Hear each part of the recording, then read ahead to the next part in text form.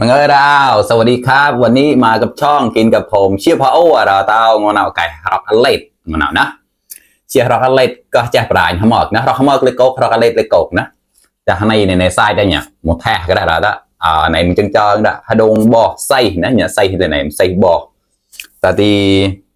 เหนียวกับฮานาก้าวกับพุยแบบนะวันนี้ก็กินน้ำพริกอีกแล้วครับจะเป็นน้ำพริกมะปางดองครับ มีพี่คนนึงคอมาอยากเห็นผมกินน้ำพริกมะปางดองเนี่ยทำให้แล้วนะครับเนี่ยจะเป็นแบบนี้ครับ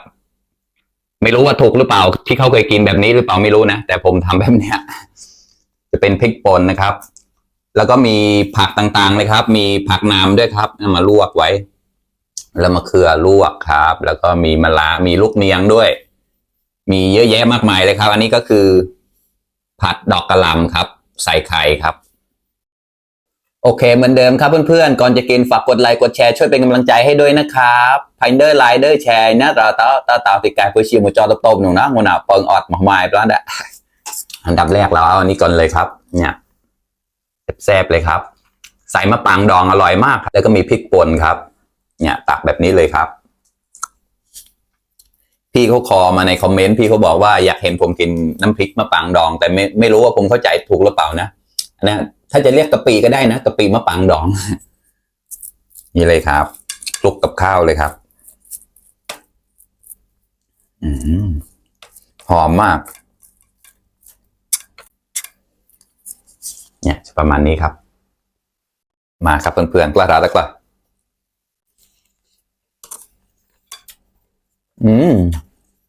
อร่อยมากครับเปรี้ยวได้ใจเลยครับใส่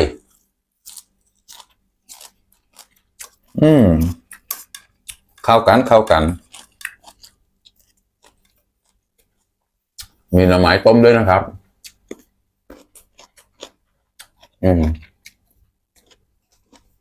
อร่อยมาก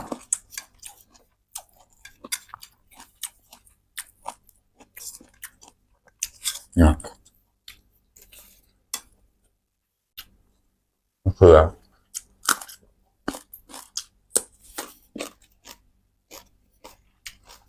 ลูกเนียงครับ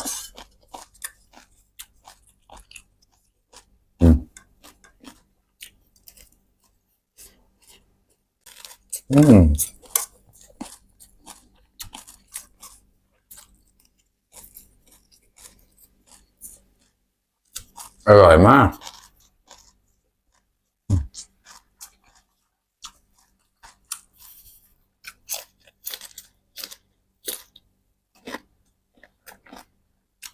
ข้อครับ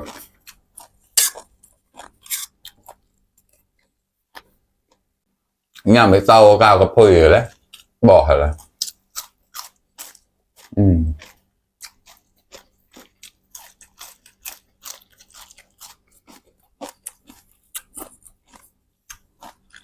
อร่อย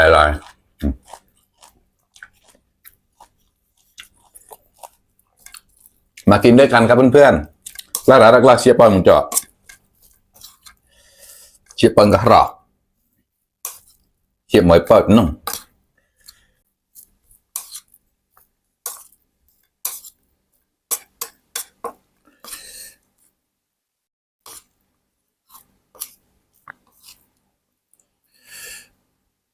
นี่ครับ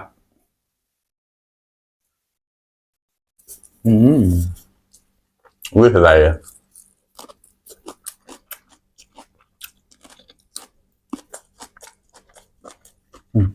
ลงบ่อ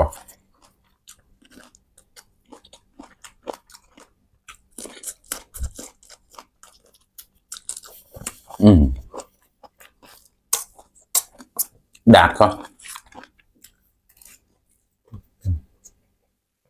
อะไรอ่ะ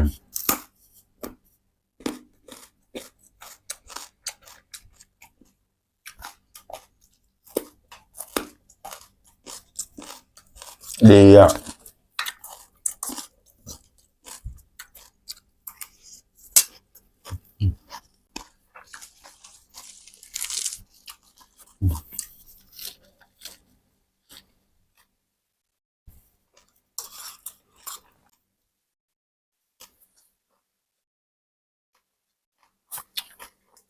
มะเขือพวงครับร่วงไรบาง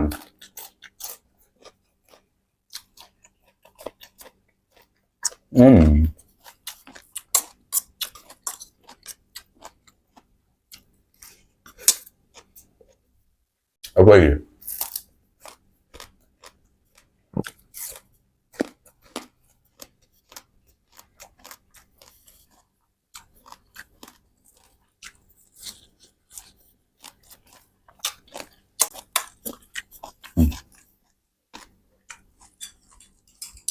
กากระพุยก็ไม่จานว่าเชียนอะไรละ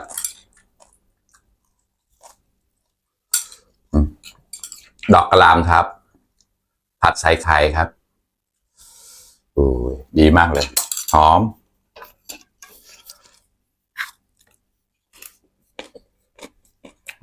อร่อยมาก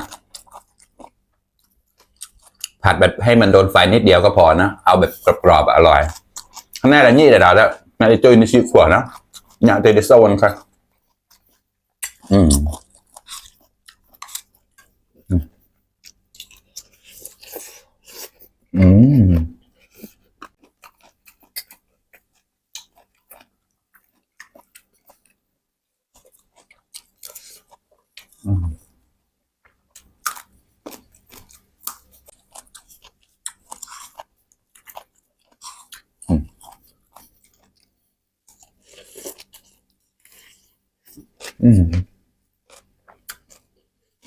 อร่อยมาก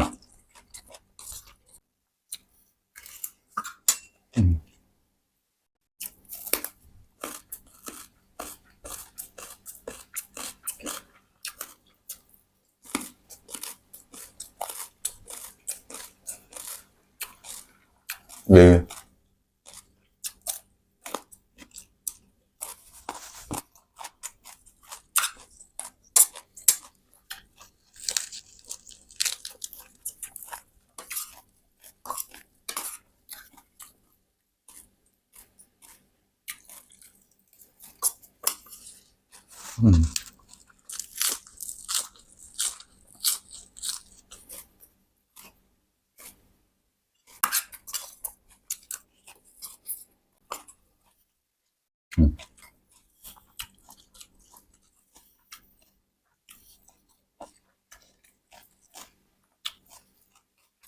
อร่อย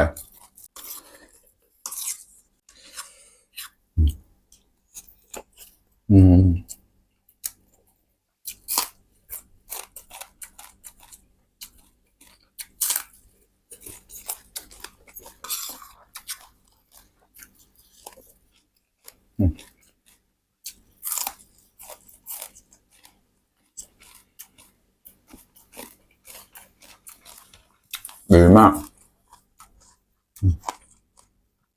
ใส่แล้วละ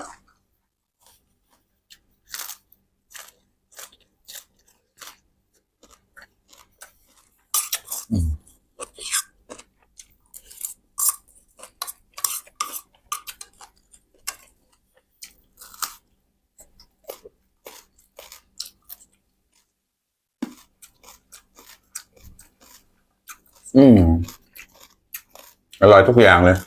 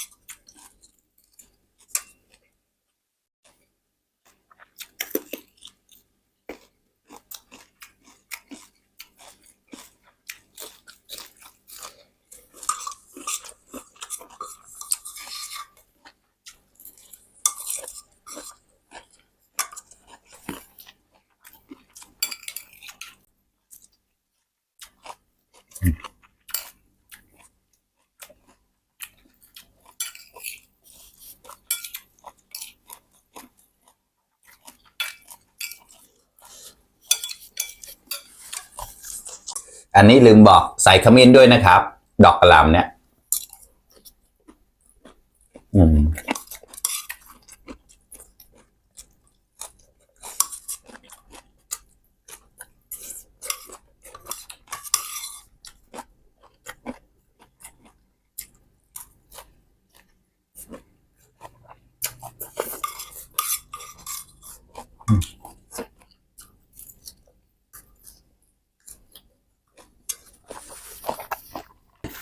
โอเคครับเพื่อนๆอิ่มไปอีกหนึ่งมือแล้วครับอร่อยมากเลยครับน้ำพริกมะปรางดองกินกับผักต่างๆหลายๆชนิดครับ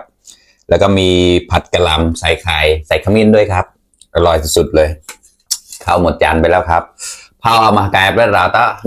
าขมกนะเราขมกเราอะไรกกระหัดมกระแจกปลายชิปก็ได้เลยขอมได้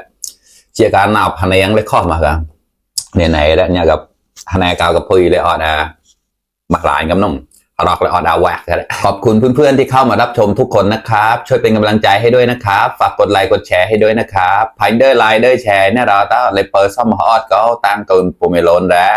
แต่น้องนามูเชียบลอนที่มันจะไม่เปิดอย่างนะซ่อมฮอตก็ตั้งเกินแล้วอ้าวบายบาย